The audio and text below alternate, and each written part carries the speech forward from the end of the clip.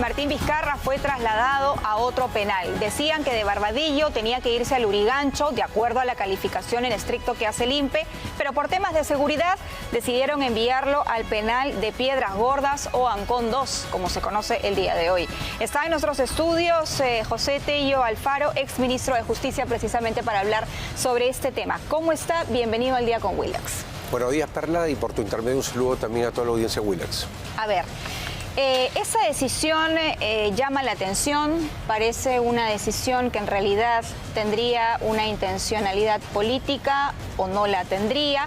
Se lo pregunto porque durante todo este tiempo hemos visto a un Martín Vizcarra decir que contra él había una persecución política, a pesar de que se le acusa de graves, presuntos delitos de corrupción, pero él quería llevarlo por el lado de la persecución política. Y claro, haberlo trasladado a un penal de estas características como Piedras Gordas, ¿podría reforzar ese discurso de victimización, considera usted? Victimización que es parte de toda una estructura comunicacional de Martín Vizcarra. Porque Martín Vizcarra, hay que ser bastante claros, ha estado haciendo campaña política estando inhabilitado. Se queja de persecución política. Se queja que lo que está viendo la justicia con arreglo a derecho, es decir, los casos de corrupción, están politizados. Por otra parte, una situación como la que acaba de ocurrir es totalmente favorable para él, lamentablemente. ¿Por qué? Porque justamente refuerza esta figura de la victimización.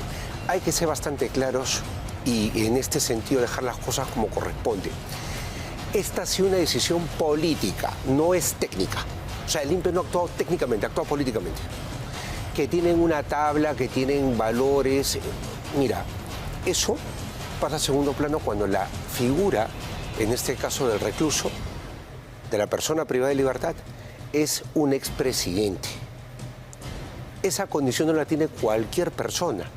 Él es un expresidente y tiene que estar en Barbadillo. Por más de que se diga que los delitos de los cuales se le acusa no sucedieron cuando él era presidente de la República, sino gobernador regional de Moquegua. Es irrelevante, porque él es expresidente. Él maneja información que no la maneja un peruano a pie, no la maneja ni tú ni yo, y alguien, por ejemplo, que está en la calle. No, él maneja una información de todo lo que es el gobierno, siempre, y como corresponde a todo presidente de la República, recibe un informe de inteligencia al final del día, tiene todo bastante claro.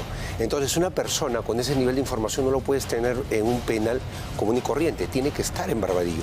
Ahí es el lugar adecuado. Bueno, creo que coincidimos en que es lamentable y vergonzoso que en el Perú exista una cárcel especial para expresidentes y que en este momento hayan por lo menos 3 recluidos en Barbadillo y uno que está ahora en Piedras Gordas. La verdad es que ningún expresidente debería estar preso porque debieron tener una gestión impecable, ¿no? Cosa que no ha sucedido. Lamentablemente es así, tenemos esa vergüenza.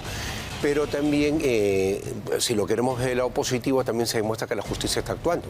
Por ejemplo, con Alejandro Toledo demoró, pero funcionó.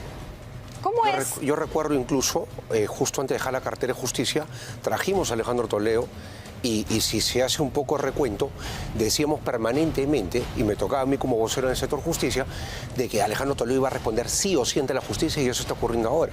Aunque el señor diga que está mal de salud y todo ello, tiene que cumplir la prisión y tiene que responder ante la justicia. ¿Cómo es el penal de Barbadillo? Usted que ha sido ministro de Justicia, que el Ministerio de Justicia tiene a cargo el INPE también, no es un órgano adscrito, me parece, al Ministerio de Justicia. Entonces, ¿cómo es por dentro Piedras Gordas y cuál es el área donde está Martín Vizcarra? Porque se dice que está aislado, me parece que en un tópico o en un espacio especial diferente de los demás presos. De todas maneras, tienen que tomar las precauciones en el penal de Ancón 2 y tienen que tener un espacio especial. ¿Dónde exactamente lo debe manejar eso con más exactitud la gente del INPE? Pero más allá de eso, en el caso de Barbadillo, es un penal que reúne las condiciones de acuerdo a lo que establece, en este caso, cualquier tipo de tratamiento para reclusos.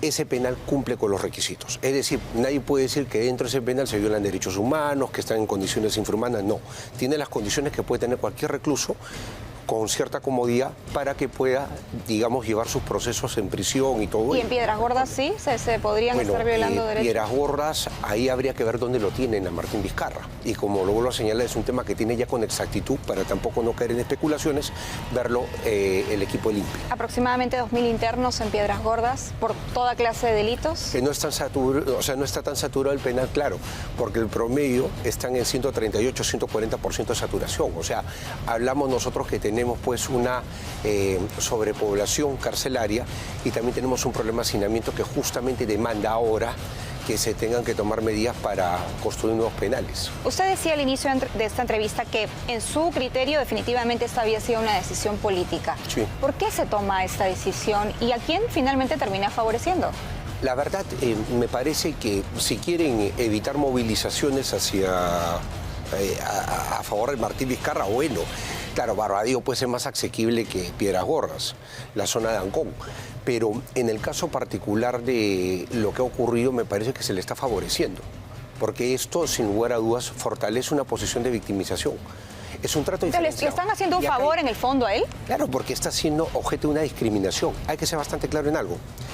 La discriminación, y no lo digo yo, lo dice el Tribunal Constitucional, básicamente es cuando yo hago distingos entre iguales.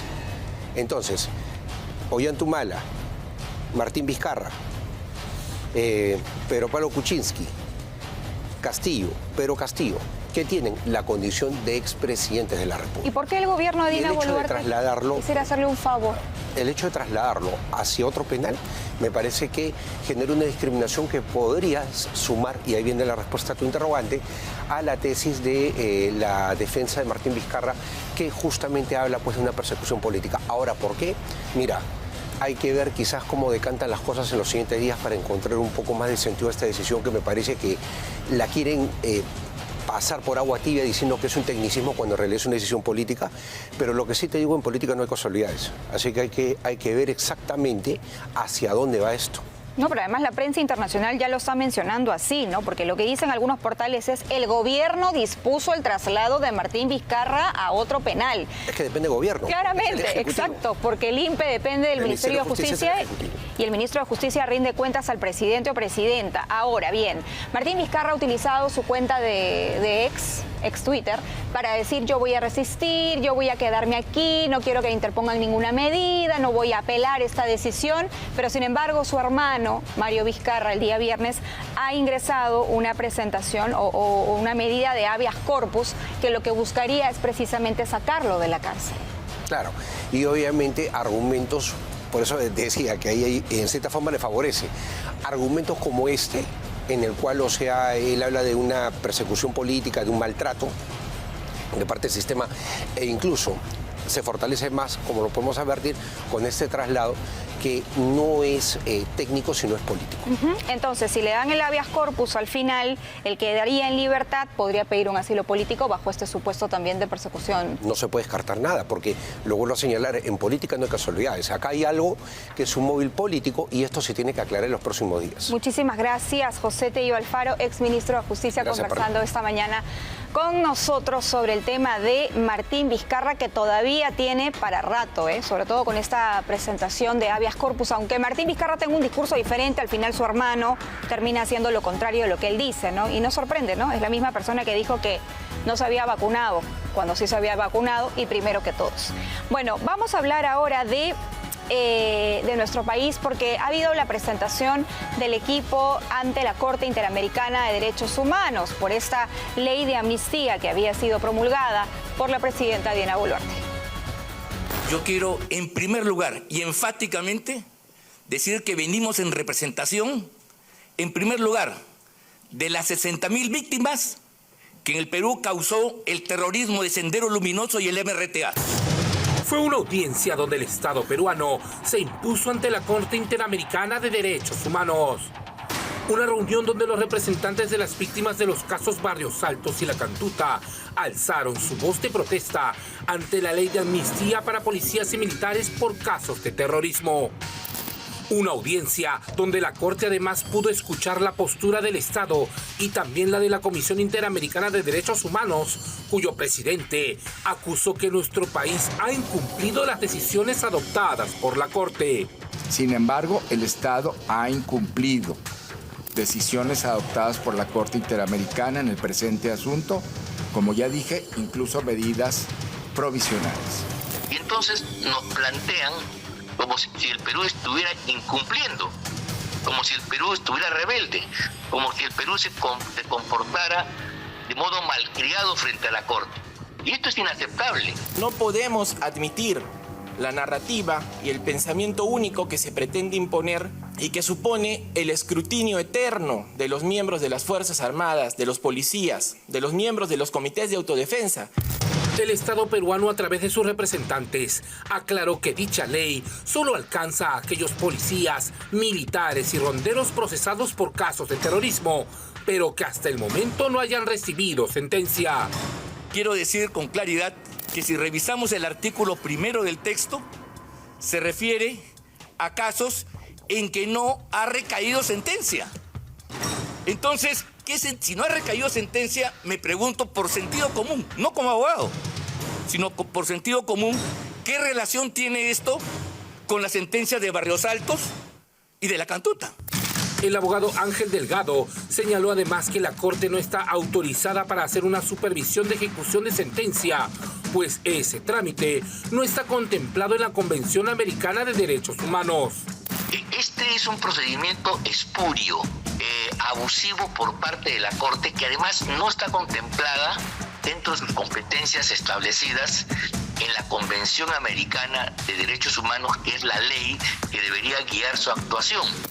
La decisión de la Corte sobre esta audiencia se sabrá todavía en 2 semanas, pero lo que sí está claro es que el Perú no permitirá injerencias sobre leyes que son parte de nuestra soberanía nacional. Vamos con una recomendación. Visite Danza, un lugar donde la danza y la gastronomía se unen para mostrarle lo más fascinante del Perú. Déjese sorprender por una noche llena de experiencias sensoriales únicas en el país. Adquiera ya sus entradas a través de Join Us, Danzas y Sabores del Perú. Vamos a hablar ahora de otros temas del fiscal supremo Tomás Aladino Gálvez. El Poder Judicial ha vuelto a rechazar el pedido de la fiscal Delia Espinosa, de suspenderlo de manera temporal. Como parte de la investigación que se le sigue por presuntas irregularidades detectadas en la inscripción del partido político Podemos del congresista José Luna Gálvez ante la ONP. La Sala Penal Permanente de la Corte Suprema consideró infundado este recurso de apelación de la fiscal en contra de una decisión del juez Juan Carlos Checli del 4 de junio, que ya había rechazado esta solicitud inicial. ¿Qué tiene que decir el fiscal Tomás Gálvez? Bueno, se lo preguntamos directamente. ¿Cómo está? Muy buenos días.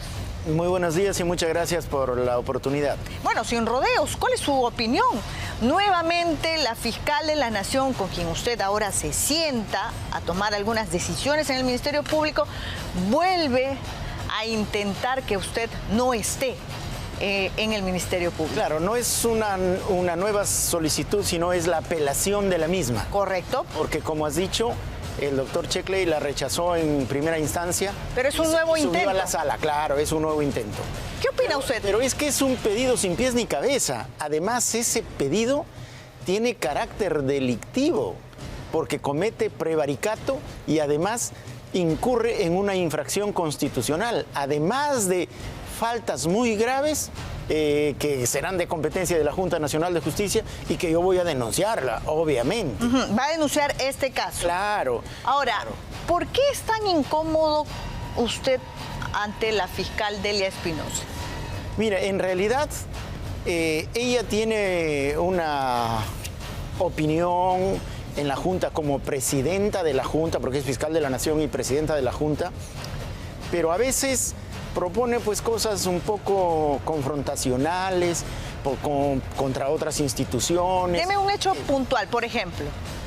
Por ejemplo, en una junta, una sesión de junta, recomendamos, inclusive yo le recomiendo, doctora, hay que tratar de realizar una actuación moderada, que no nos confronte, que no nos enfrente con otras instituciones, porque estamos aislándonos.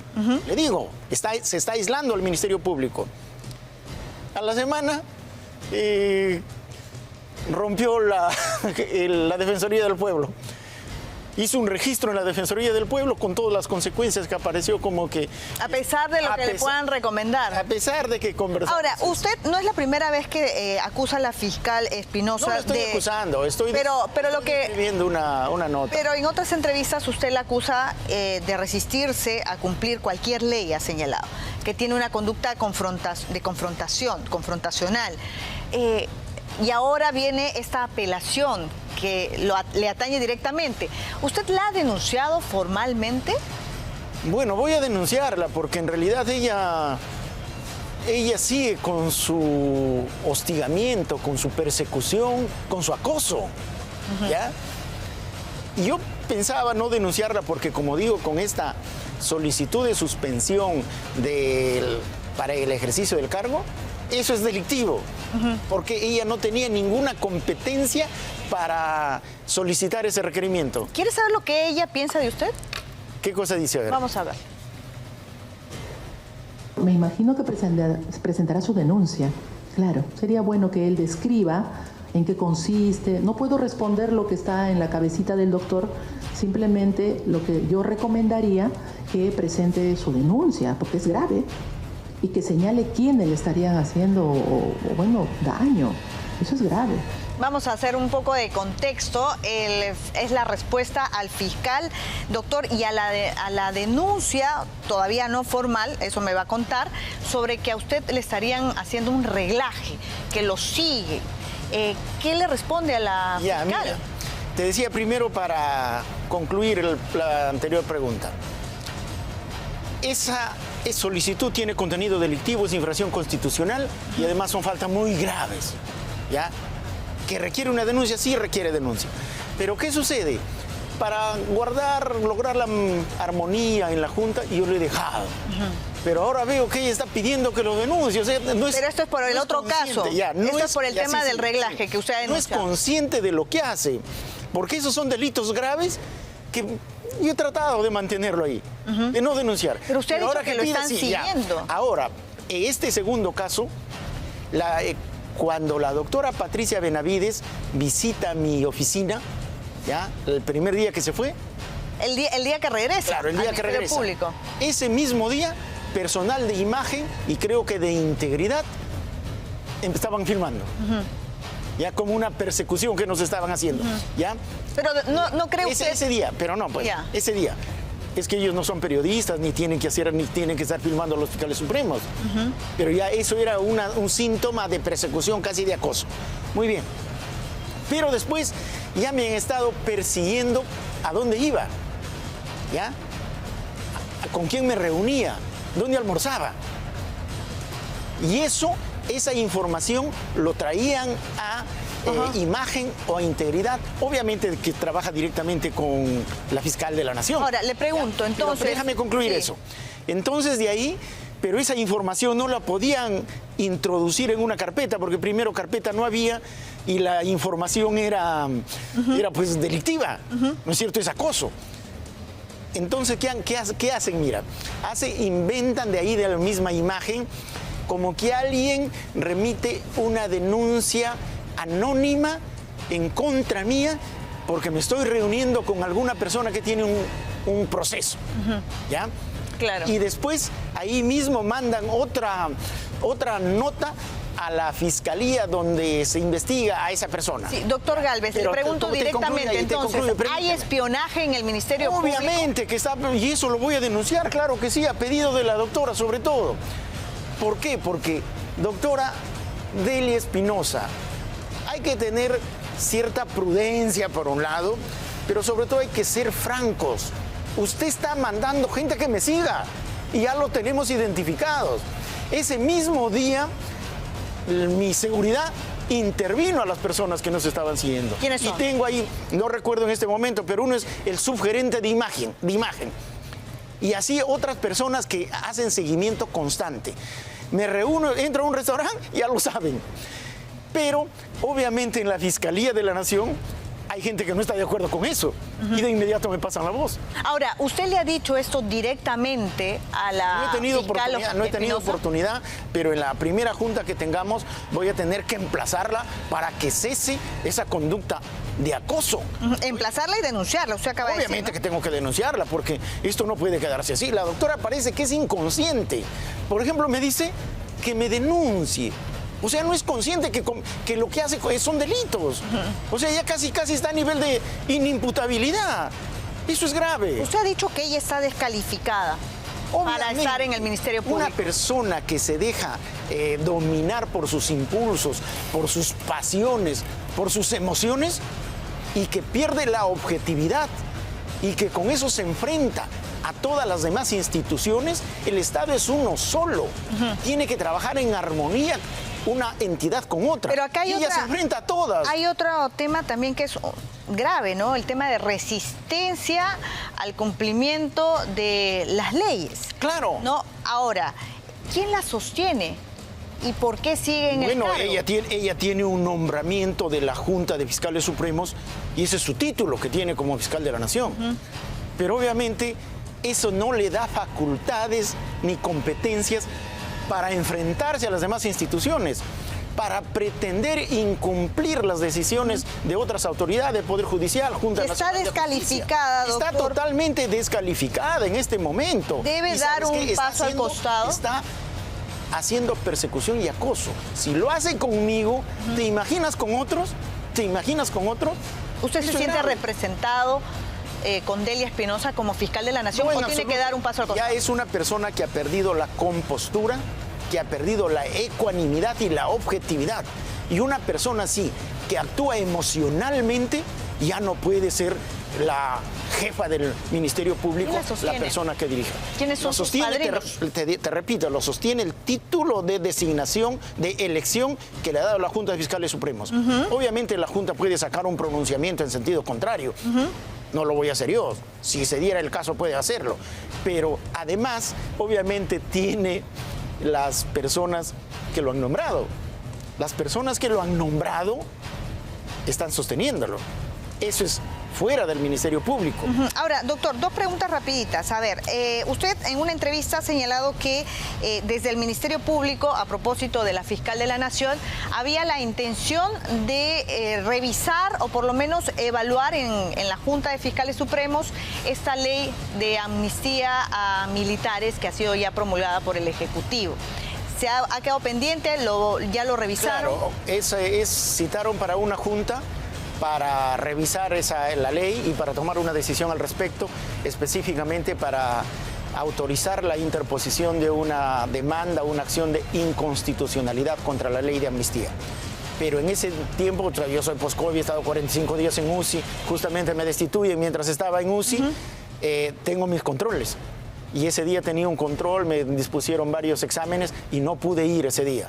Entonces se postergó la evaluación, el examen de la decisión, si se quiere, para que la Junta decida y se ha postergado para otra Junta. Eso se tendrá que hacer. ¿Cuál tendría que ser en ese caso el rol del Ministerio Público frente a una decisión tomada por el Congreso y respaldada por el Ejecutivo? El Ministerio Público y el Poder Judicial está ahí para ejecutar las leyes, cumplir las leyes, cumplir las decisiones de otras entidades, como el Tribunal Constitucional, que da las pautas para la interpretación y aplicación de la ley.